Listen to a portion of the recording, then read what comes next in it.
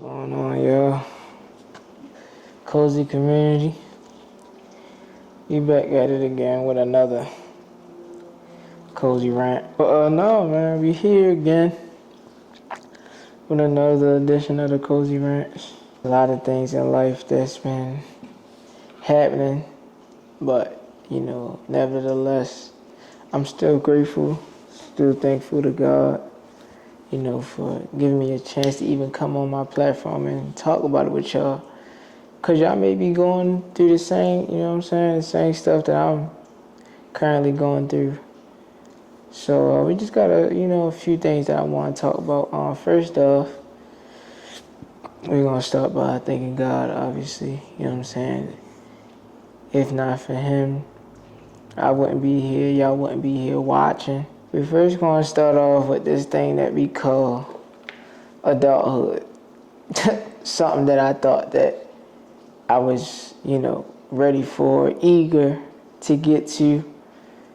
I am slowly but surely finding out, obviously adulthood is something that you want to get to, but I think it's a thing of where you want to get there in your divine time and don't try to rush to get to being an adult and doing everything on your own.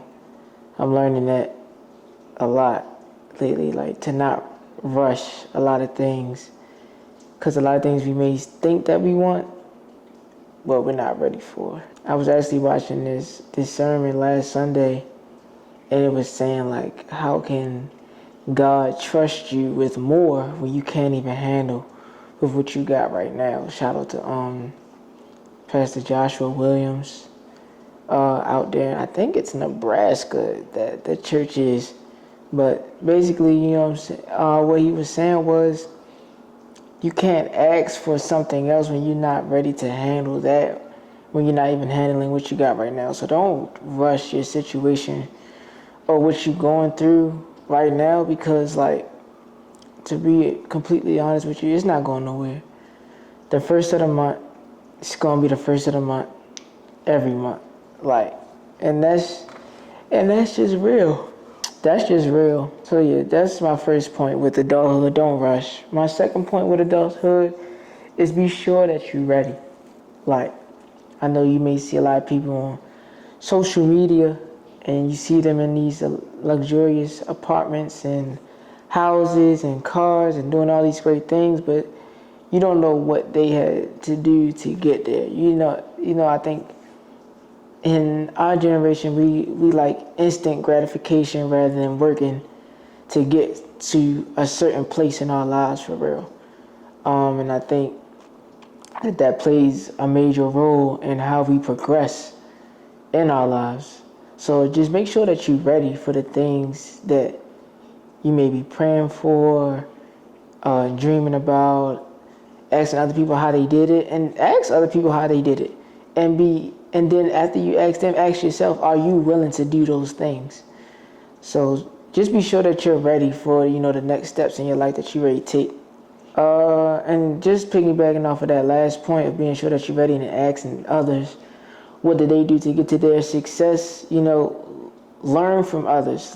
Do some research, look at other people and how they did it, and see if that kind of correlates or kind of is in alignment of what you're doing or what you're trying to strive to get to. And are you willing to, do those things? Are you willing to pull out all-nighters and research and, do the things that, people, I don't want to say normal people, but people in general aren't willing to do. You got to be willing to do certain things to get what you want.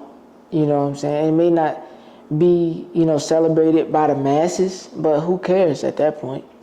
You doing this for other reasons, other things in your life where you can't conform to what other people think that you should be doing, or you can't conform to what everybody else is doing. If this works for you, then it works for you. If it works for them, then it works for them. So, adulting is hard. I would say, me personally, I think what I've noticed about adulthood for me is the fear of being alone. And like, it's low-key scary to me because like, I've never really actually been in a space of being by myself. Like, yeah, like I've had moments where,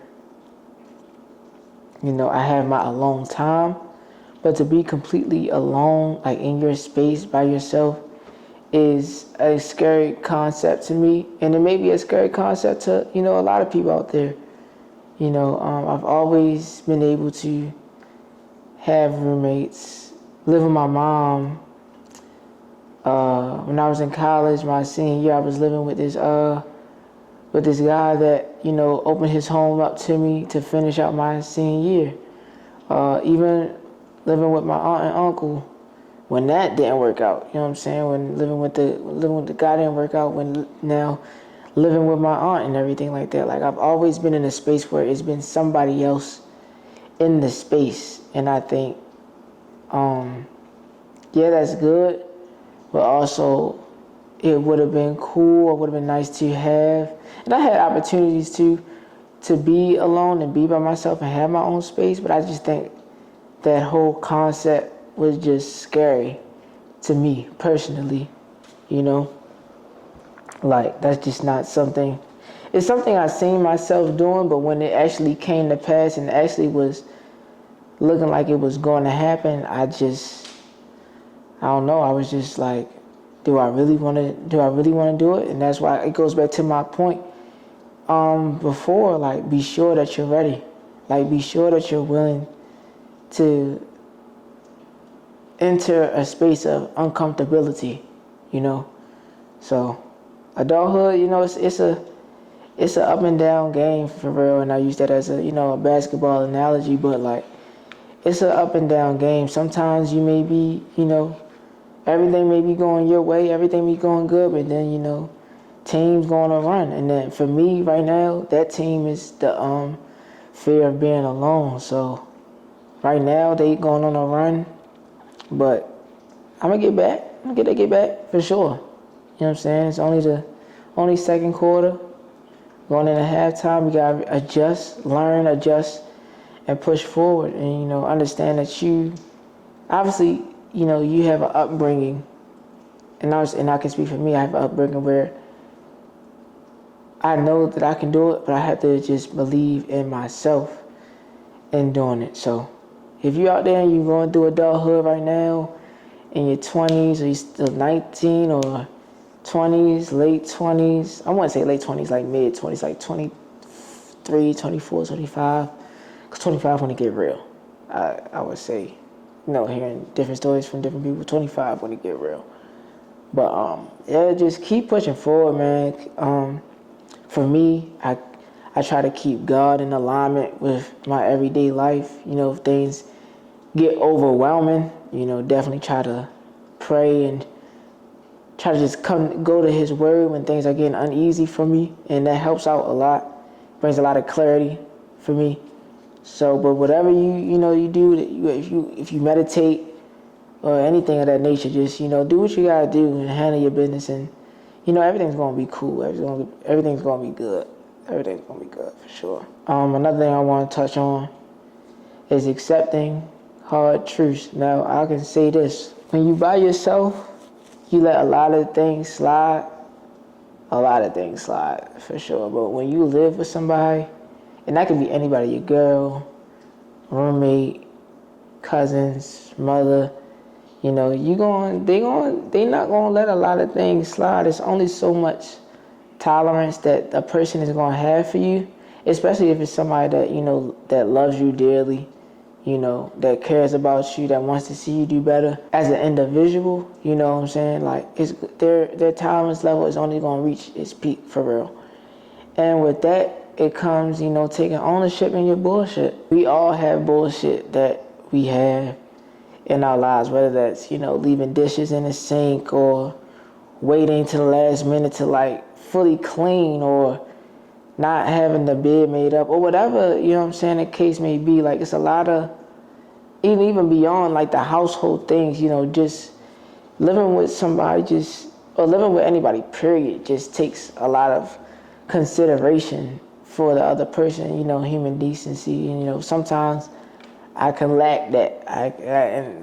That's a hard truth about myself that I am noticing, that I'm trying to fix, trying to be better at. And like, these things don't take a whole bunch of time to correct, but it doesn't happen overnight.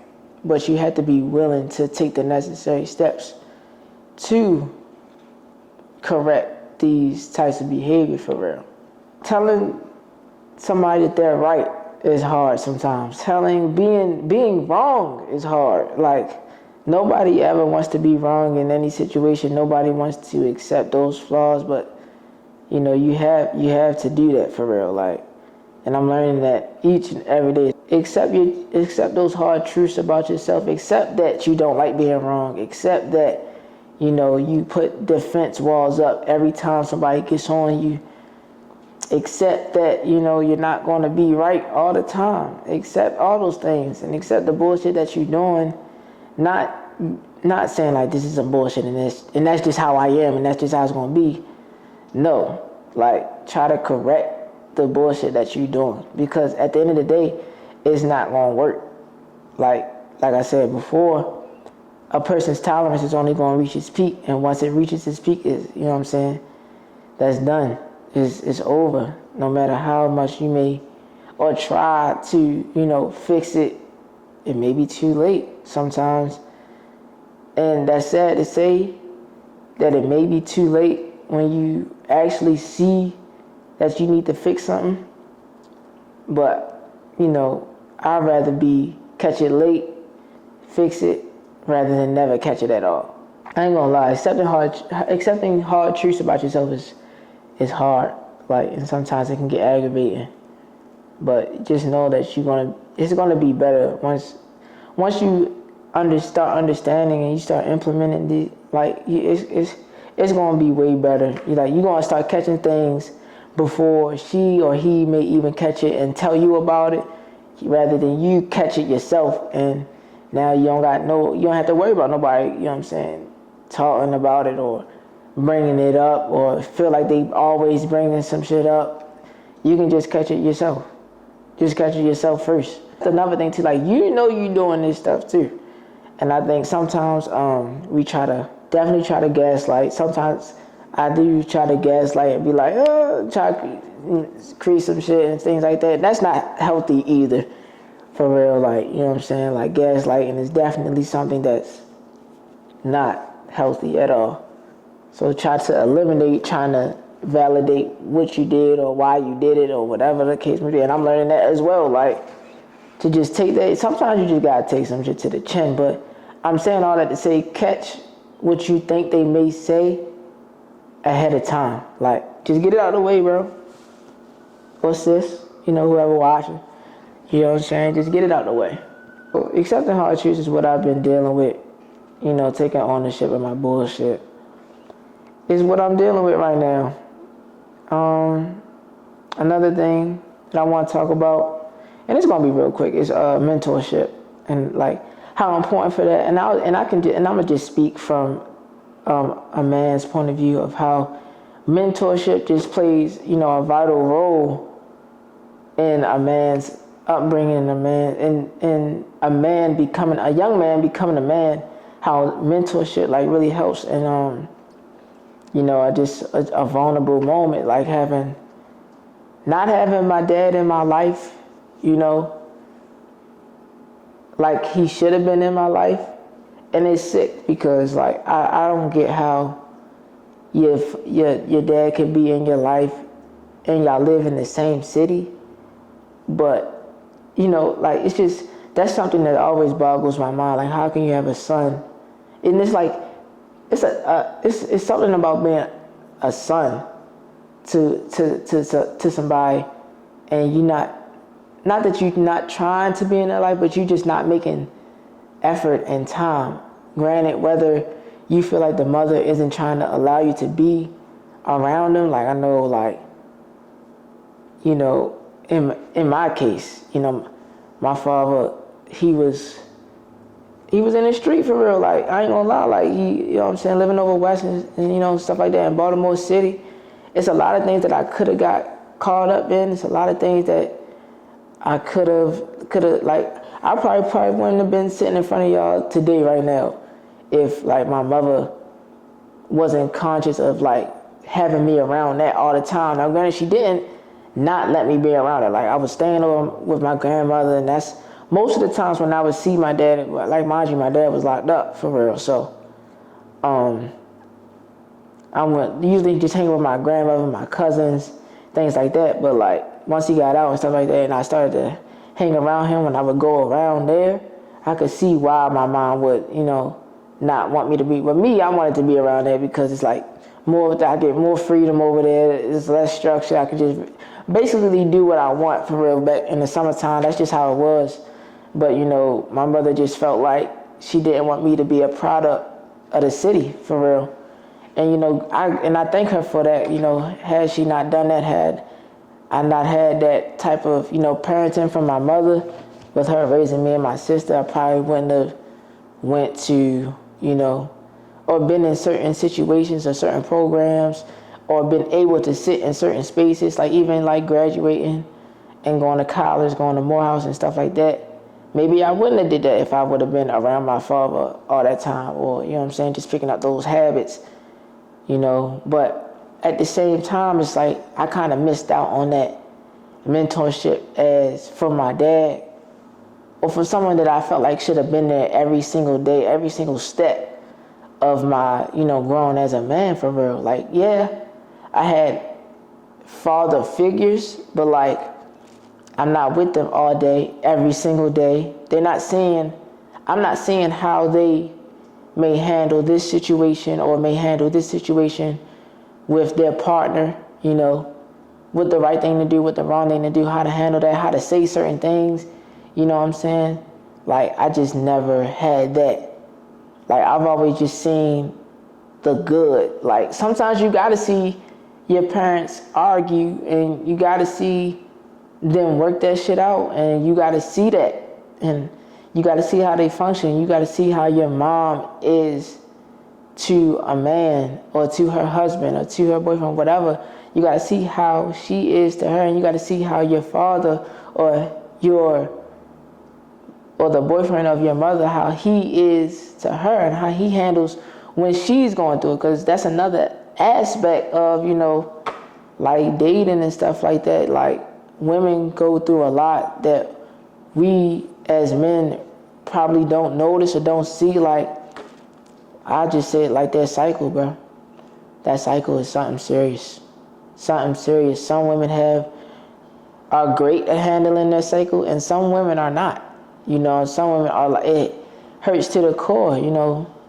I don't want to say shout out to, you know, Eve. Really, Eve, why did you listen to the snake, to the serpent, bro?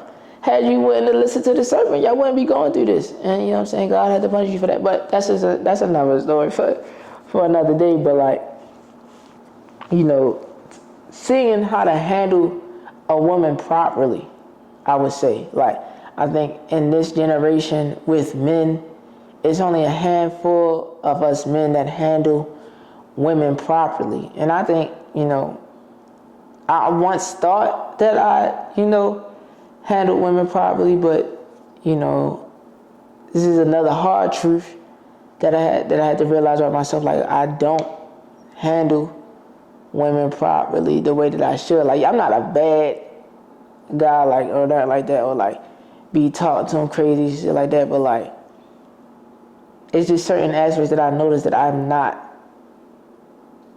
handling it the way I should be, or how I think my dad would handle it, or how I think one of my people in my circle, in a mentor space, you know, would handle it. Understanding how to handle women properly, and that all comes down to my main point, which is mentorship.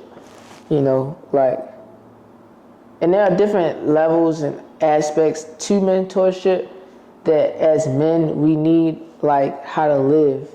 And that's basically like, you know, hygiene, grooming, you know, just making yourself look presentable. You know, I think I was taught that a lot, you know, growing up. Being in church definitely played a role in that, you know, not just knowing Sunday's best, but like, you know, anywhere you go, you want to, you know, look good, smell good, play good, and they pay good, if that happens, you know what I'm saying? But like, understanding that presentation matters, you know, and I think mentorship helps with that, because when whoever's mentoring you, you obviously see them as like a high, like their standard, you see them as very, like their standard as high. Like every time you see them, you know what I'm saying, they got, you know what I'm saying, the fashion is there, you know, grooming, they're always well put together. You see the confidence in how they move from an appearance standpoint.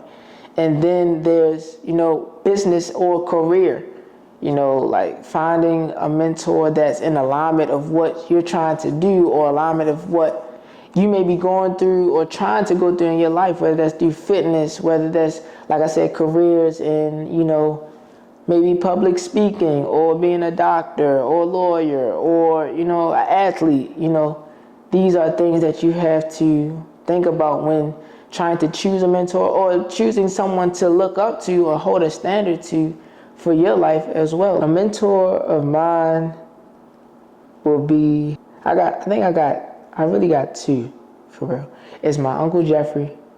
Not really my uncle, but, you know, this is somebody that I grew up with. All his sons, you know, are basically like my cousins, for real. And all of them too, like all of them too are like mentors of mine, but I think his sons come from him. So like, I'm looking at him, like he was always, you know, well dressed, treated his wife very, very good, like not wanting for nothing, handling business when it needed to be handled. And then that trickled down to his sons and how he raised them. And then me being around his sons molded me, you know, while I was growing up, you know, during that time. Another person would be another kinfolk of mine, my Uncle Holman. And this was during in college, for real.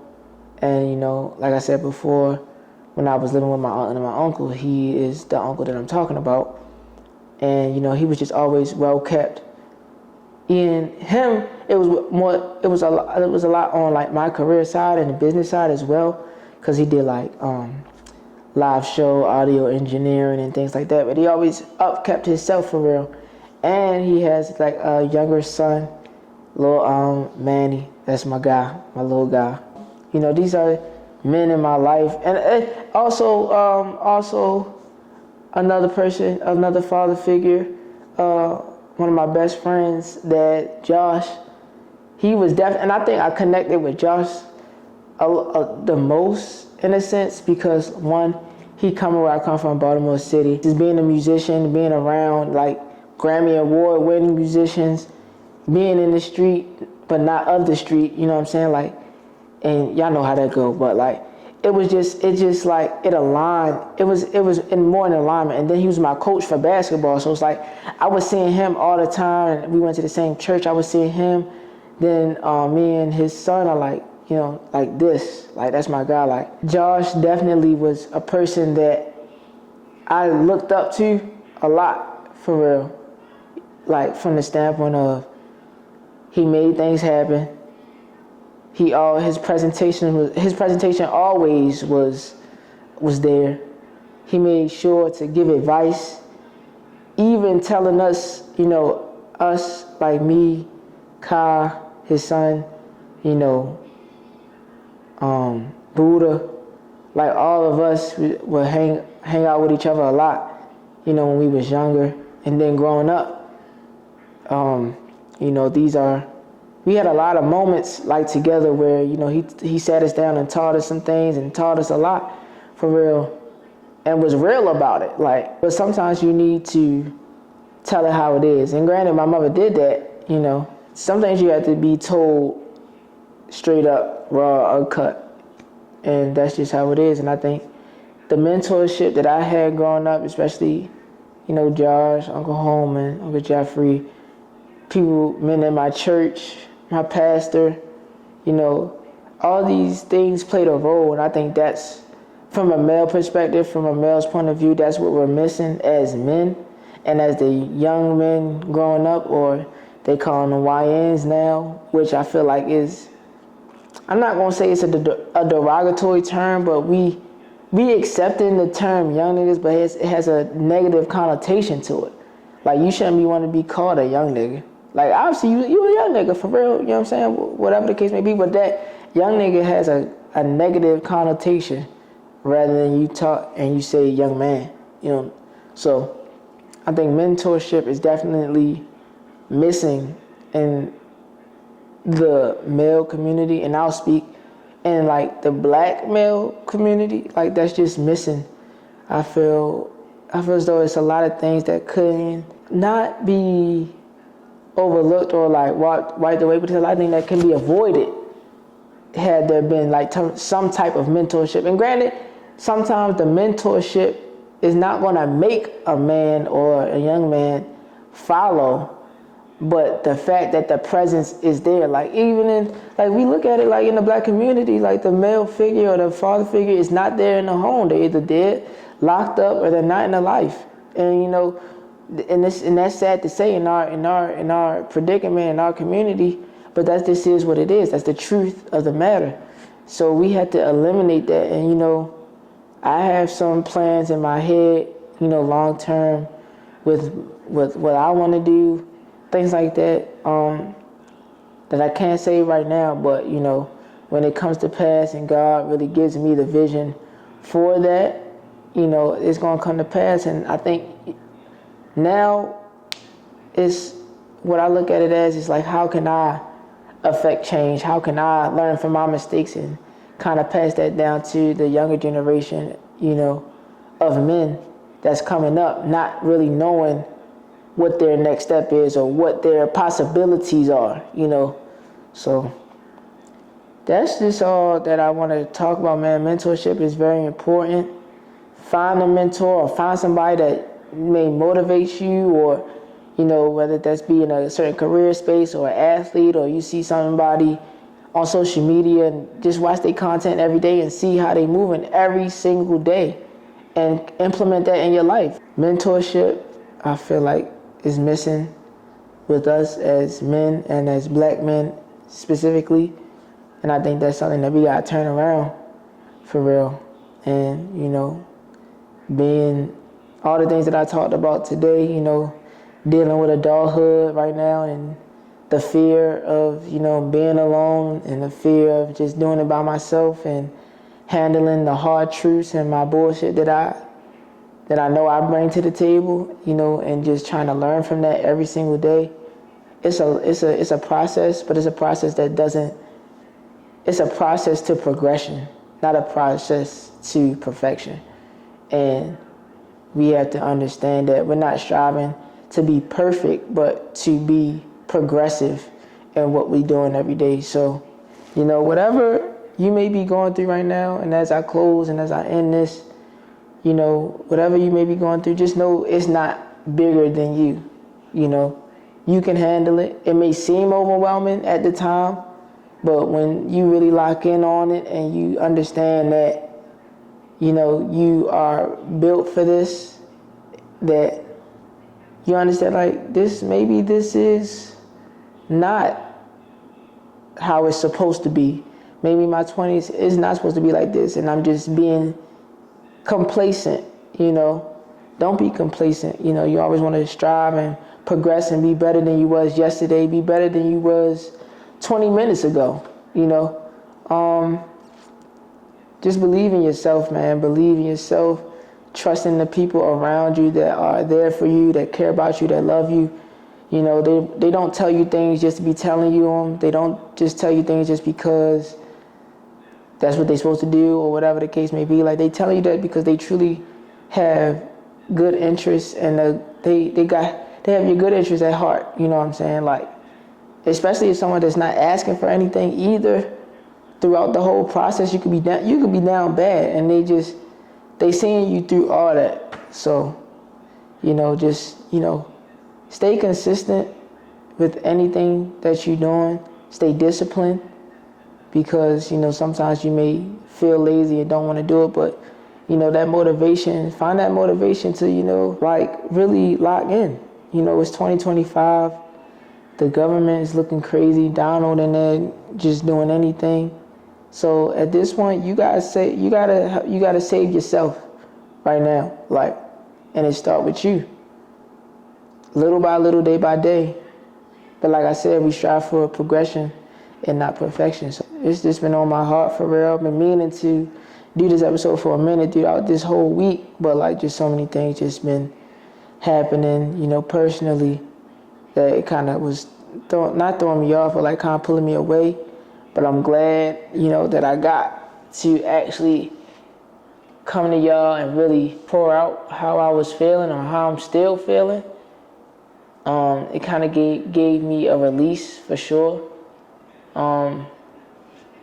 Yeah, so I appreciate y'all for tuning in. You know, if you haven't subscribed yet, subscribe to the channel, Real Cozy Podcast. I'm gonna put my other YouTube channel in here as well, so y'all can start subscribing to that, because I'm about to start putting a lot of like short film, you know, other content, you know, and different things that I'm about to step into in regards to, you know, videography and photography and stuff like that. So I'm gonna make sure I put my other YouTube in here. I got some things in the works as well. I don't want to speak on it right now, but, you know, some things that's being worked on and in production right now. So, you know, stay you, stay true, stay cozy, and it's just like that. You dig.